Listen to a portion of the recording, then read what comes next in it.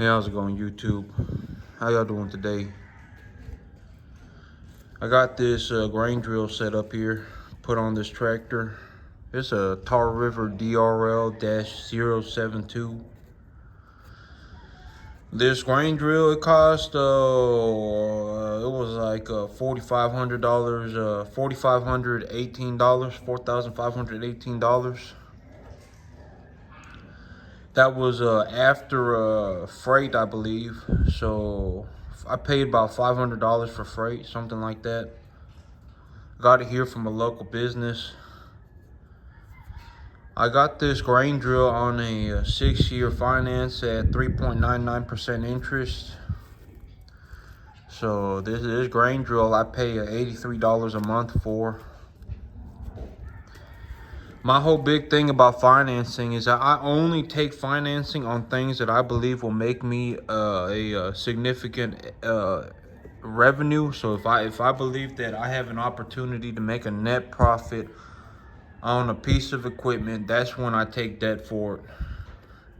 And like something like the grain, something like the silage equipment, for example, I'll usually look to get to right when I'm about to make money, and then I will leverage for that equipment. Like this one here, this is a brand new grain drill. This grain drill, well, I decided to go with the brand new one because, well, this grain drill, I got it for $83 a month. If I were to go get an old grain drill, a good old grain drill, it may only cost me $3,000, $4,000, $5,000. When this something like this, this a 6-foot drill. This right here cost me about $4,500.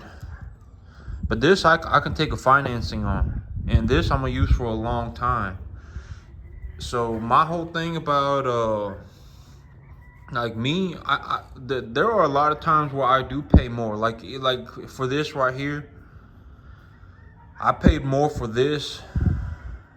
This is a tremendously good grain drill for its category. It's a 3-point ground-driven grain drill, so it has 0 hydraulics on it or anything like that. It is ground-driven. This I paid a good bit of money for it. I bought an expensive one. I bought one that I had to pay $4,500 for. Like there are grain drills that I can pay 30% less. There were many opportunities for me to pay half price. There were many. I could have bought a grain drill for $2,500. I could have bought a grain drill for I could have, but I bought the expensive one. I bought a good one. I bought an expensive one. Just because my whole thing about paying is that if I'm gonna use it for a long time and if it's gonna make me money, I'm okay buying an expensive one on leverage. Because this equipment right here, the $83 a month that I'm spending on this equipment right here, this piece of machinery will make me money. And so if I pay $83 a month for this machine, I can take that $83 a month of investment and turn it into a couple $1,000s. That's the idea. And so for all of my machinery combined, if it cost me $850 a month for my silage equipment, for my grain drill, for everything combined, I pay $8,500 a month. Or excuse me, if I pay $850 a month, which is about I would say well, it'd be about $10,000 a year or something like that. If I pay $10,000 a year to produce an income of $20,000 or even $15,000, even at $15,000, I am making a 50% return on that capital. So if I invest $10,000 and I make $15,000 because I invested that $10,000, I'm doing very well for myself. And my whole idea about financing is that I take the longest term for the lowest interest rate possible. Just because if I do hit a speed bump, if I hit a situation where I need to make minimum payments, just to survive for a little bit, I can do that. If I make if I have a bumper crop, then I make a lot of extra money. I can pay this off sooner. I can make extra payments on this. So what I do on equipment is I take the longest term possible for the least amount of interest. I got this on in-house on an in-house financing. So they gave me a credit line at the business. So that's why I was able to get that 5-year finance for 3.99%. This, well, yep. That's my big reason for taking the financing the way I do. Is because at the end, long story short, if I make extra money, let's say I by investing 10,000, I make 15,000. Well, I can take all $15,000. I can make extra payments on everything. But if I hit a worst case scenario where I'm like, man, this is like a once in 15 year, once in 20 year drought. The weather's just horrible. It looks like I'm only going to get 2 cuttings of hay when I normally get 4. If something like that happens, I can make minimum payments on this equipment. So it gives me a lot of opportunity. And things like this, the big reason why I always say, why I firmly believe that it's important to own equipment is because in a worst case scenario, or if I decide that somewhere along the way I'm gonna get a bigger grain drill or whatever, I own this equipment. I pay $83 a month to own this equipment. I could sell it if I wanted to.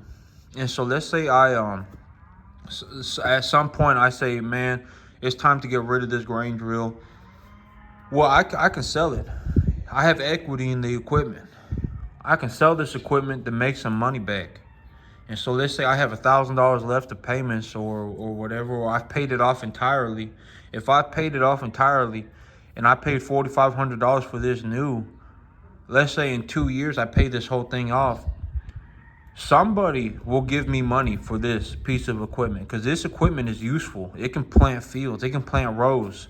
And so somebody will pay me for this equipment. And so I can make my money back on this, or some of my money back on this equipment. So that's why I always say it's so important that's why I firmly believe to own equipment. Like, if I had rented equipment, could I have gotten something bigger? Absolutely. But I would rather own equipment than rent it. Just because it gives me so much more of an opportunity. It gives me another source of revenue if it is necessary. And so, yep. This grain drill is all set to go. I'll be drilling Sudan grass here in about 2 weeks. In about 2 weeks, I'll be drilling it. This tractor, I'm gonna show y'all what's going on with this tractor right now. Here it is right here. Big old tractor.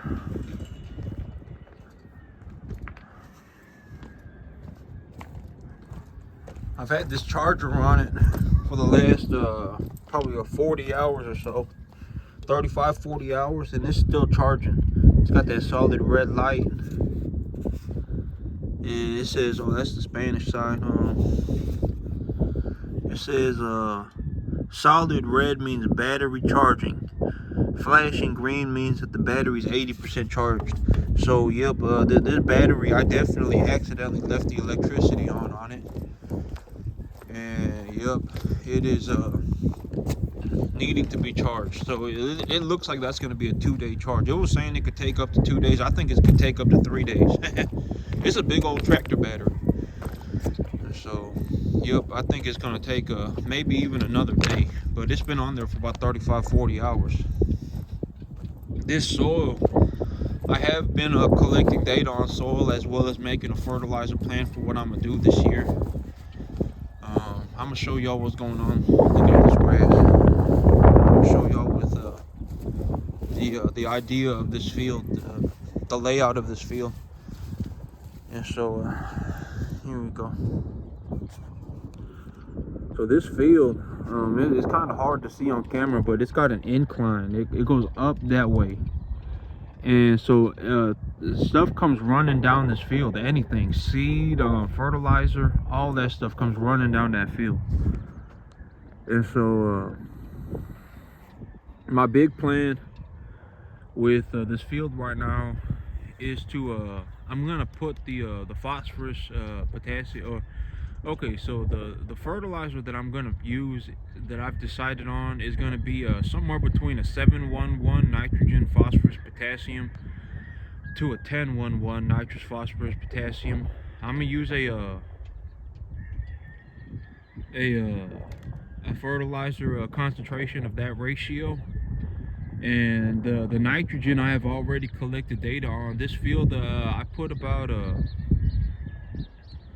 well, in spring I put about 65 pounds an acre, but I'm gonna just say 70 pounds an acre to make my life easy.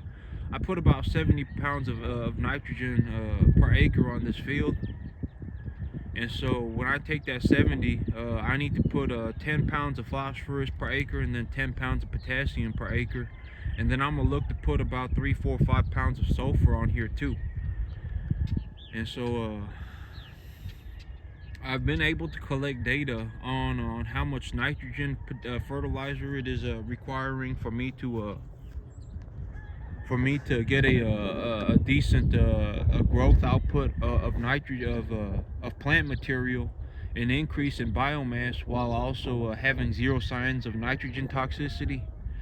So there is there is zero like chemical bleaching of soil. The grass material isn't burning. I'm seeing zero negative effects of nitrogen on this field so far, and I have put 70 pounds an acre. I've actually hit a point in nitrogen fertilizer where I believe I have enough nitrogen fertilizer on this field to just call it a day. I ain't gonna bother about putting any more on here. I believe that the nitrogen levels are somewhat at a good enough level for me to be like, okay, this is going good. When nitrogen levels are too low, or when nitrogen levels are high, that's when I enter this is not going good territory. You know, well, if nitrogen levels are too low, the plants will hardly grow at all. If nitrogen levels are too high, the soil will start bleaching. The plants will start burning. The cattle could get nitrate poisoning. There's all sorts of stuff that could happen. And so, yep, I am seeing signs of phosphorus deficiency all over this field. So last year I had grown some tomatoes here that I collected data on, and I actually found that by applying elemental sulfur and by applying a phosphorus, a super triple phosphate, I was able to get substantially more plant growth from this soil. So I know that this soil is phosphorus as well as sulfur deficient, or somewhat phosphorus, somewhat sulfur deficient, to a point where if I applied phosphorus, then I applied sulfur, I will get exponentially more plant growth. Another thing that I was able to do was that I went on the internet and I looked up my piece of property to find soil texture, to find the land classification. So my soil, it has something like a 7.8 pH. The soil of the soil here has about a 7.8 pH, and the calcium carbonate concentration is extremely high. And so when I look at the soil pH and then I look at the calcium carbonate concentration, the fertilizer molecules that are most responsible for raising soil pH are calcium, magnesium, potassium, then salt. Salt is something that I don't really have to worry about here because I ain't like close to a beach or anything. But potassium, calcium, magnesium at a soil pH of 7.8, I would just logically conclude that my calcium is okay, my phosphorus or my potassium is okay, and my magnesium is probably okay as well. And but with the pH that high, sulfur, as sulfur biodegrades, it will release sulfuric acid into the soil, which is extremely acidic. And so I'll need to put some sulfur into this field. I'll need to put some nitrogen into this field. Nitrogen, as it interacts with bacteria in the soil, will also acidify soil. over a long period of time. Nitrogen, it takes a long time. Sulfur, it takes a long time. But my goal isn't to reduce the soil pH, because that will take too long. My goal is to just put that stuff, that fertilizer, into this soil so that the plants have access to it. So if I were going to lower the soil pH of this field, it would take like decades.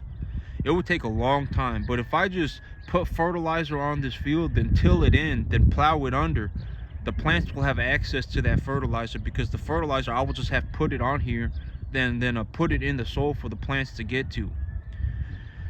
And so yep, well, okay, so I am saying that I need phosphorus. So my logical conclusion for the plan that I made this year in terms of putting fertilizer on this field is that I'm going to put it on this field first, then roll, then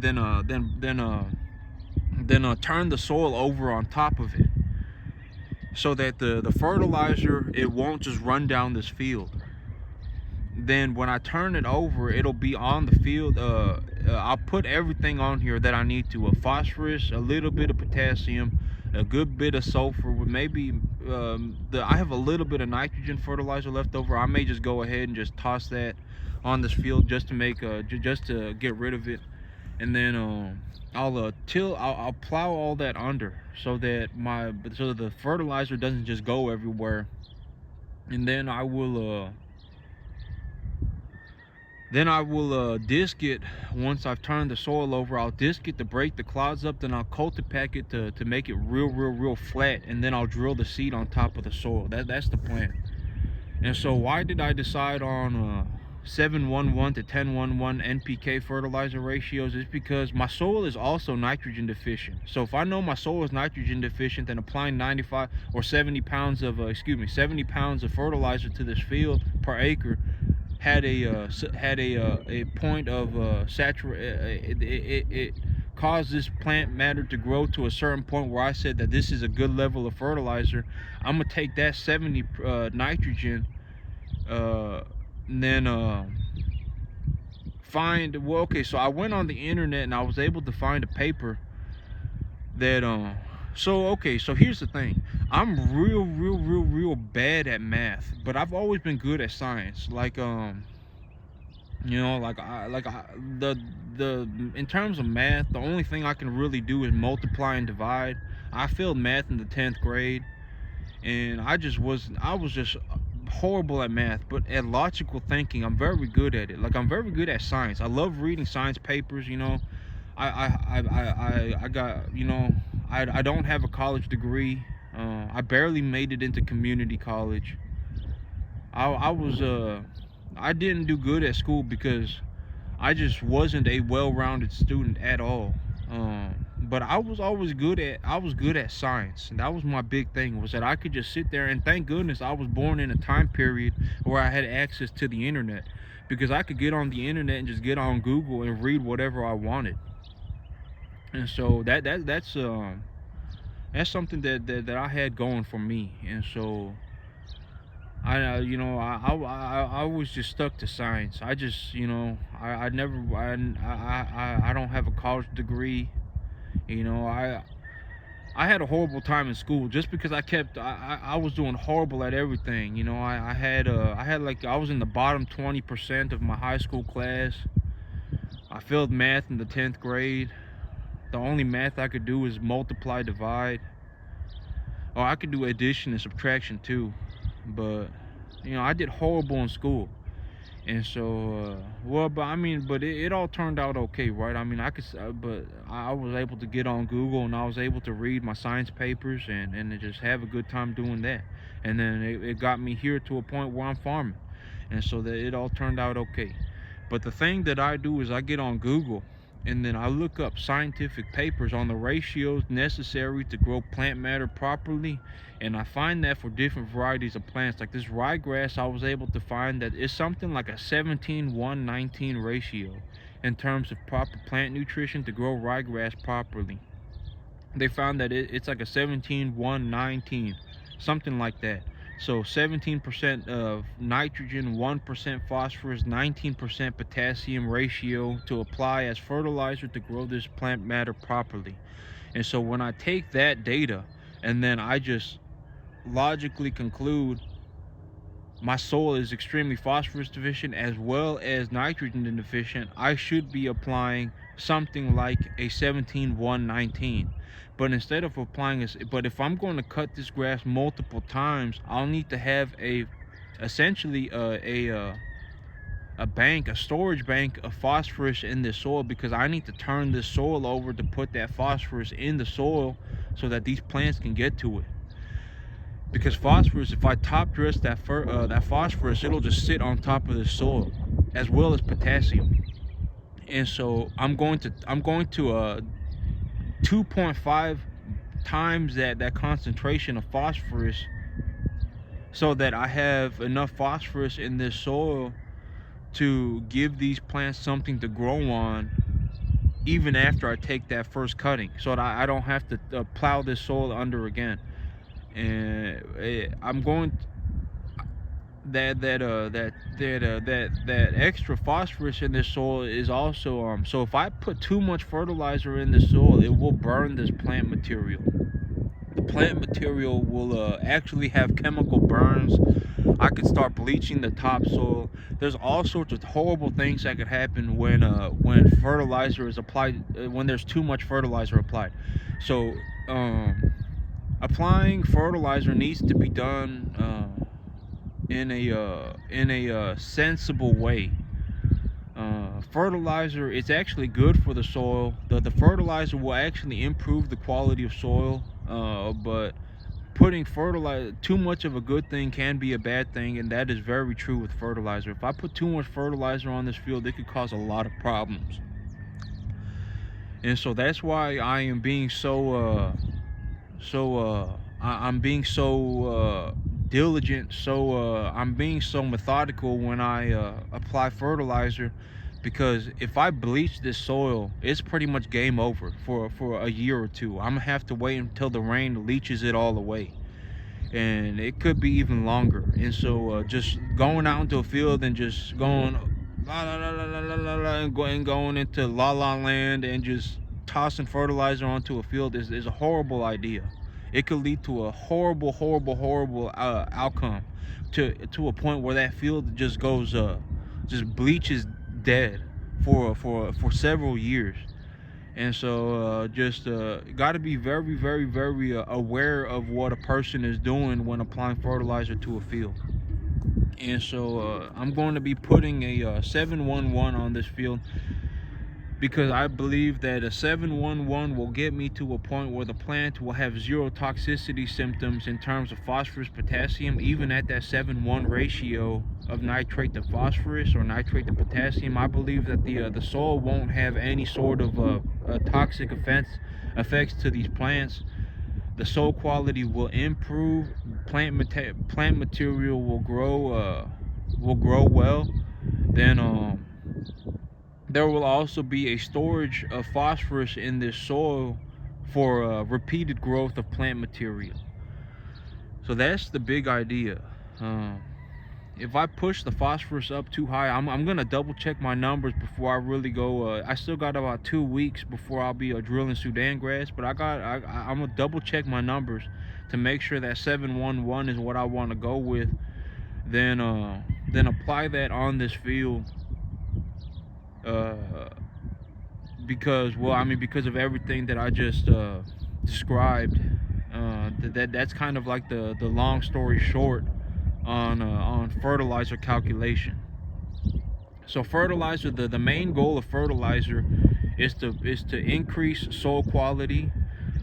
By increasing soil quality, plant material grows, plant life grows better. Those are the two long things short. The thing